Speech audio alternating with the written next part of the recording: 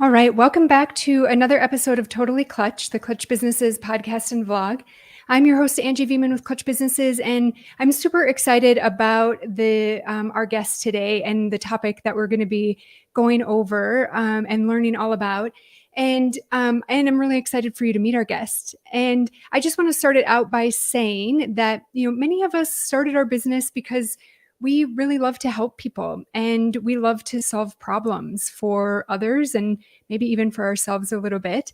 And that help probably at some point in your business seemed like it required a custom solution for each individual customer or each individual client.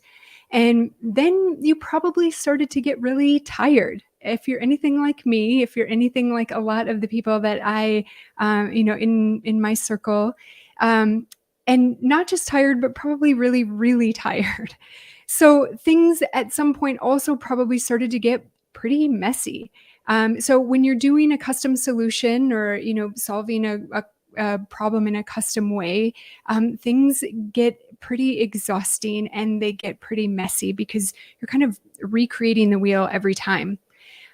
So you're at that point, you're probably not quite sure how you're going to be able to keep going. It's probably, nights, sleepless nights, lots of, working around the clock, not seeing your family, not seeing your friends. And, maybe the money is good, but you can't really sustain a life like that. So either way, something has to give. So you can't keep doing the same thing over and over again and really survive and thrive.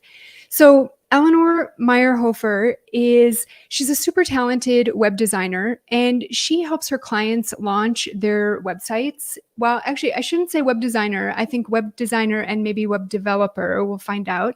But she helps her clients launch their websites in one day. And she's going to share all about her business, how she, transitioned to that type of work, and some of the results that she's seen as she's been doing it. So, welcome to the show, Eleanor. Hi, thanks for having me. Glad to be Yeah, here. yeah. And Eleanor is joining us from Germany. So she's just ending her day as we're kind of starting ours. But welcome, welcome. Um, Eleanor, do you want to tell us a bit about your background and kind of how you came to do the work that you're doing and a little bit about the work that you're doing? Sure.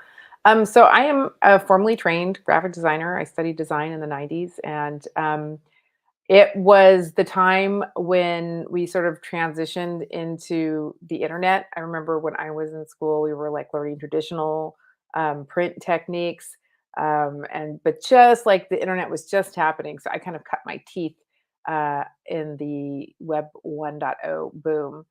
And I went on to work at a big digital agency in Europe, where I worked on really complex web projects. Um, and at first it was fun, but over time it got kind of disillusioning because they were just long, long projects with huge teams, offshore development, and it was really hard to find any kind of sense of accomplishment. So I ultimately quit that job and I actually started a first business, which was an e-commerce business. And I learned a lot there. I learned that it's not the same when you're doing everything yourself. Um, but I did learn a lot about just being a solopreneur in that business. And after I had my child, I was kind of also when I had the other business, I was still kind of contracting. I had a big network in all the agencies here in town. And so I would like pick up contract work. But this time I was sort of really not, I really just wanted to be done with working at agencies and those types of projects. And I wanted to start another business. And I did what I know how to do, which is web design. And I had been doing Squarespace sites. So I wouldn't really classify myself as a developer. I know CSS and can do things, but I can't like code a site from scratch. So I had done Squarespace sites for friends and family, and it was so easy and fun. It's like web design was fun again. And I thought, well, maybe I could just start a little web design business. Um, and that's how my current business was born. And once I got into that, I realized I was finding kind of the same struggles that I experienced working with big clients at an agency, which is that things go on and on and on. Um, there's a lot of scope creep. It's hard to get the client to give you the things you need to bring the website live. And so I discovered the whole concept of productized services. And I thought, what could I do in a day? And to be totally transparent, I don't do the website in a day. The session is with a day. It actually, I start um, like a couple days before. I like get everything blocked out and figure out what my design concept is. And sometimes I tell people I need to get the bad ideas out first. So I don't show up to that day with nothing, but I show up with, um, at the minimum, a finished homepage and the rest of the site blocked out. Um, and what I found about this model was that um, it's just really helpful and clarifying for finding the right kind, or let's say the kind of client I enjoy working with, because I am very efficient and like to work fast. And clients often use the word relieved when we're finished. Like, I think they've just got this whole mental load of this website project and they don't know where to start, and that somebody's giving them a framework and a process. Like, literally, I have a CRM set up on my site, so when after a sales call they can just go on the site and book, and it starts this whole workflow of like, hi, today what you're going to do is write down where your domain is hosted, and if it's not, you go here and get a hosting. What's your objective? What are the 1 to 3 things you want people to do on your site? Today you're going to write your web copy. Here's some prompts. This is what should go on your homepage. It's just like, they don't have eh, they have to provide the information that goes into the site, but they don't have to think. Kind of, it's like the whole framework is laid out for them.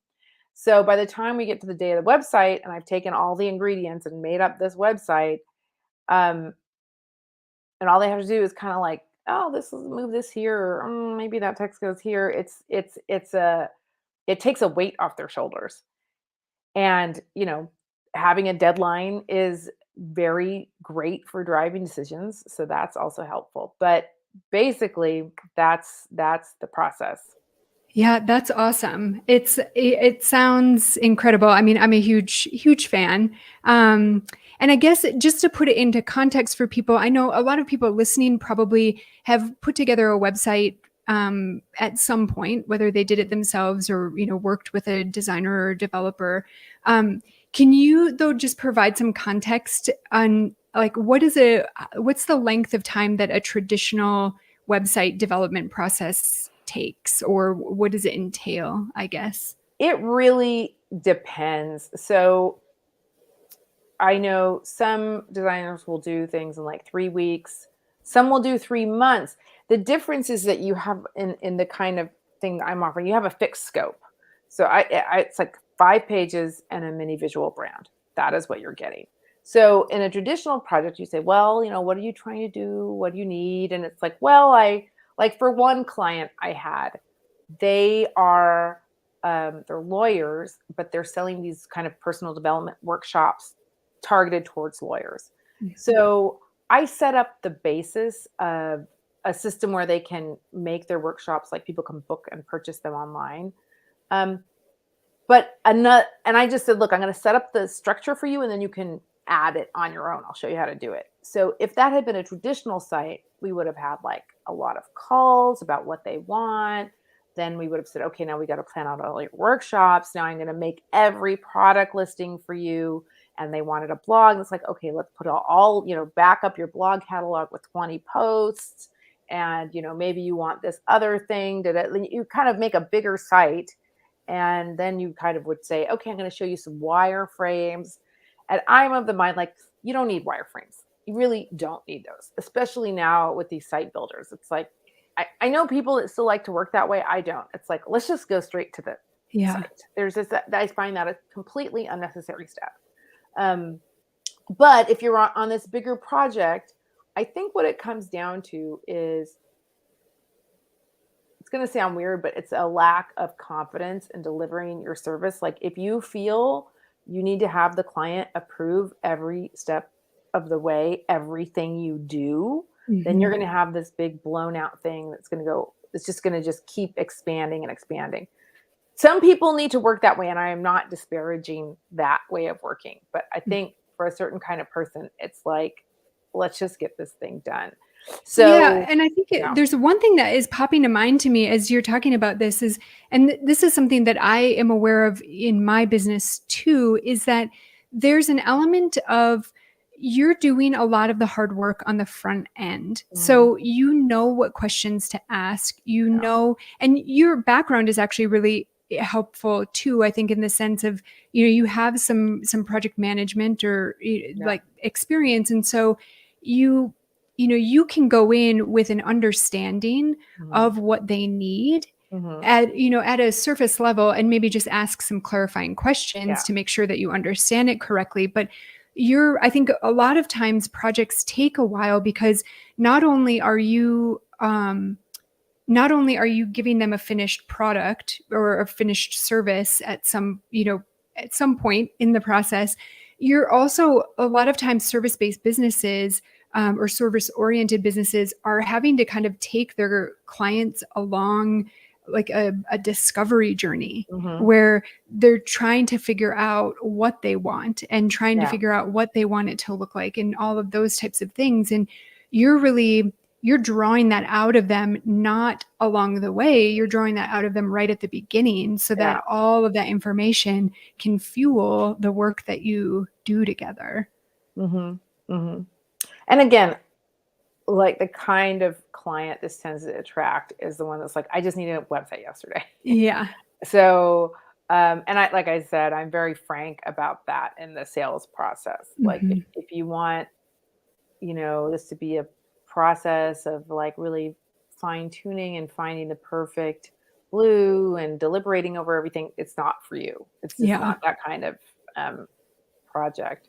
Yeah, and I really appreciate that. I think that's something too that I just want to draw attention to and, kind of like praise you for, is that that's amazing that you are really direct and really upfront about the service, because I think a lot of us kind of get into this mindset of um well, I don't know what drives it in every person, right? Mhm. But we get on those sales calls, we get in front of a client, they start asking us certain things, or the conversation starts going in a certain direction that's different than what we Mhm. normally offer. And somehow we feel compelled oftentimes to go in that direction with them, knowing either it's not something that we focus on, Mhm. knowing that right, like it's not something that interests us, but we feel like we have to go there with them. And I think Yeah. it's amazing that you're just like, no, this is what it is. It serves a very specific purpose,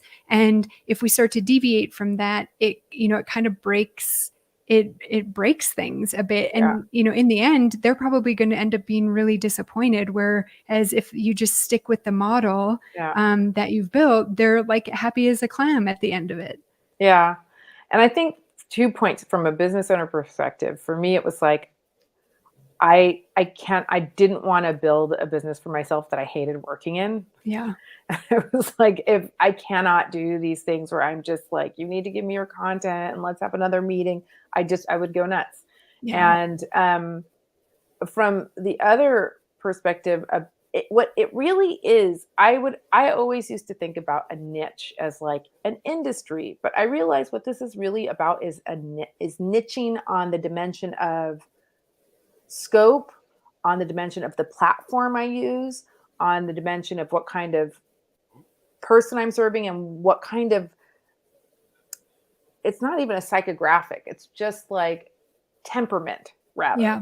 But it's a niche. So not in the kind of traditional way we would think of a niche, but once I do totally believe that once you have that niche, it just makes everything easy because it's like, oh, I don't do that. Yeah. But it took me a long time to get it that this is I just always thought like a niche is you do websites for dentists, Right. but there's a lot of ways to configure a niche. Yeah.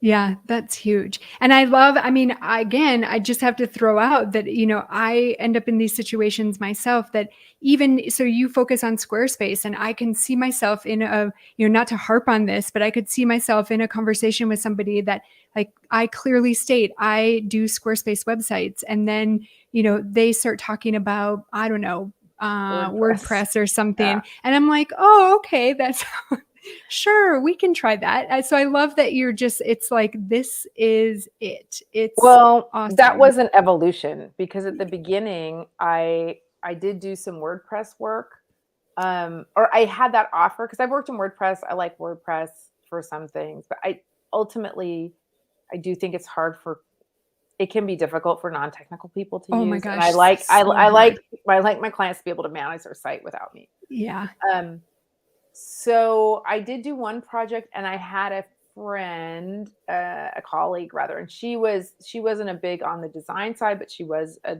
WordPress person. So I partnered with her on that, and it worked okay. But I realized after that project, this will not work because my process is so I can only be fast in one platform. Like I Yeah. really like Shopify, but I would have Hmm. to design a whole separate process, and I would lose all the efficiencies. Right. So it's a risk though. Like, I am aware of this long term, when you work like I'm on Squarespace Circle and I see all the beta features they release, and sometimes there's things I think like, there's a lot, the market is always dynamic. And it's like, if you tie yourself to a platform, you kind of live and die by whatever that platform does. But for now, Sure. I think it'll be fine for the next 18 Yeah. months.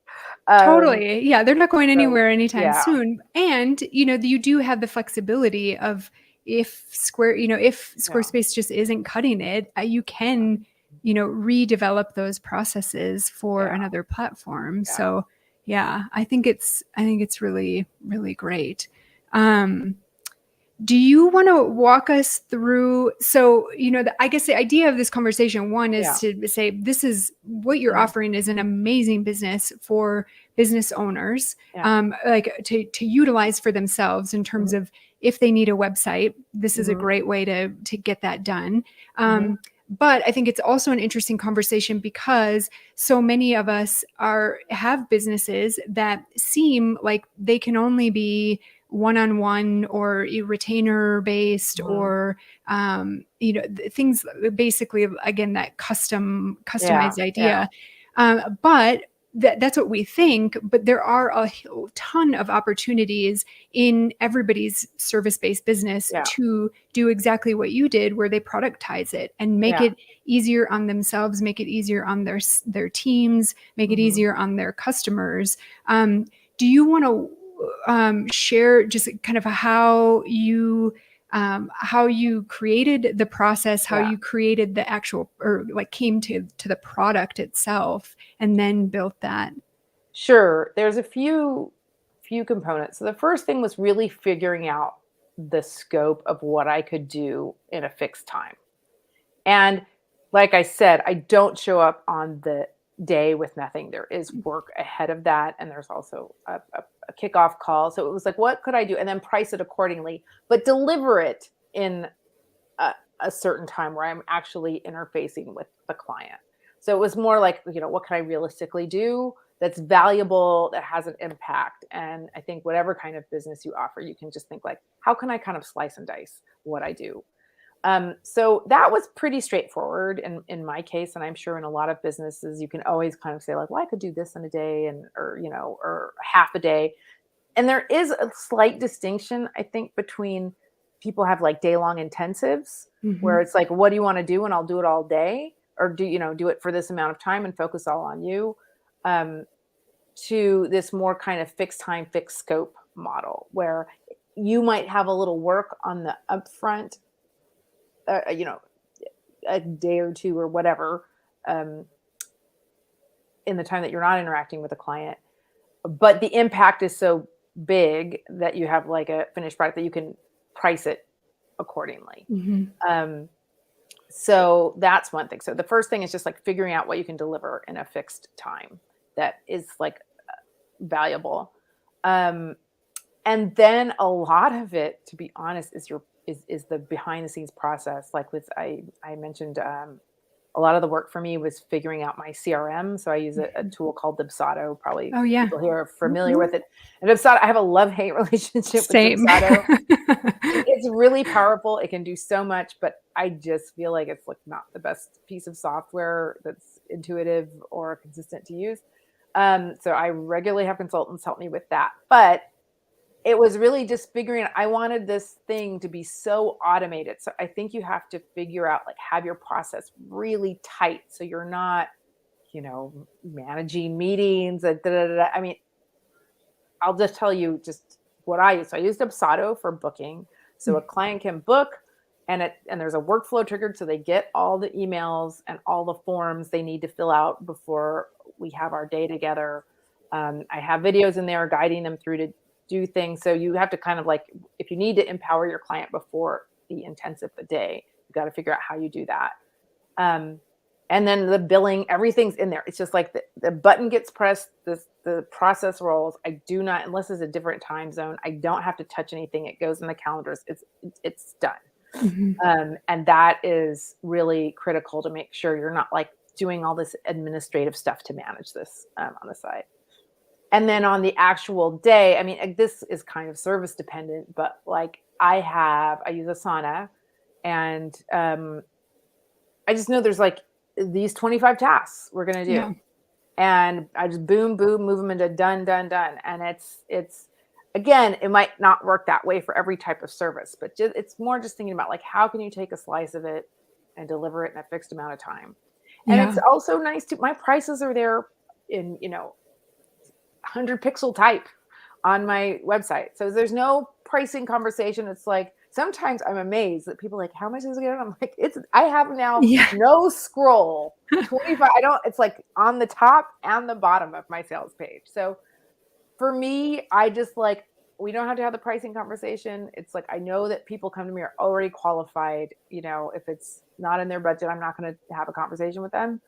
And it just makes everything unbelievably easy. Yeah. Yeah, so this is like music to my ears because this is the way that I think about things. This is the way that, I try to encourage my clients to think about things too. And one thing that I just want to point out again is, this, and I'm not a psychologist. I'm going to venture to guess though that this comes from, being people pleasers, Mhm, that the what I love is that you have a fixed day. So mhm, all of those automations in Dubsado work because they schedule their appointment. You know that the work is going to be done at the end of that day that they've scheduled, and the workflows can progress from mhm. like they trigger off of themselves. There's literally nothing that is required of you other than building the website. And if but you wouldn't have that flexibility, or not, that's not flexibility. You wouldn't Mhm. have that ability if you were like, oh, it's a day, but you know what, we didn't really, you wanted to do this, so let's work on it a little bit tomorrow, Yeah, or let's look at it again next week and see. Like, as you start to enter into those things, it creeps on your time, it creeps on mhm, your energy, it challenges your team because mhm. all of these beautiful processes that you've built out kind of just fall away, and Yeah, people are scrambling to pick up the pieces. And that's not to say, I think this is an important distinction too, that this isn't to say that you should that your processes should rule over what your clients and yeah, customers need, but that the two of those things should be a part of the conversation, yeah, because like your clients get a better result if you stick to those things. And yeah. so I think I just want to encourage everybody that it doesn't have to be one or the other. Obviously in some cases it does, or it might be, have to, but there is the ability for you to find a way to bridge those two things and provide something that fuels you, that allows you to thrive and allows your clients to thrive. And oftentimes people, like, they crumble under too many choices, too many Yeah, options, too much yeah, flexibility, yeah. right? That's really it, and I think, one of the things I learned when I was still at an agency and had to manage more junior people is, especially creatives, there's kind of two types, like people that say like, "Oh, process is going to just stifle my Yeah. creativity and da da da." But what I saw time and time again is like the process totally enables creativity because you Yeah. are not spinning your wheels trying to reinvent the wheel every time you just want to get started with a project. Mhm. And it's in a lot of ways I find very liberating. And that's not to say that you can't break out of it. So I'm notified every time a client fills out a form. And if I, Mm. see they're not making progress, or, I can go in and say, you might want to shorten this a little bit. I am monitoring things. It's not Right. like, I don't see them till the day and I don't care.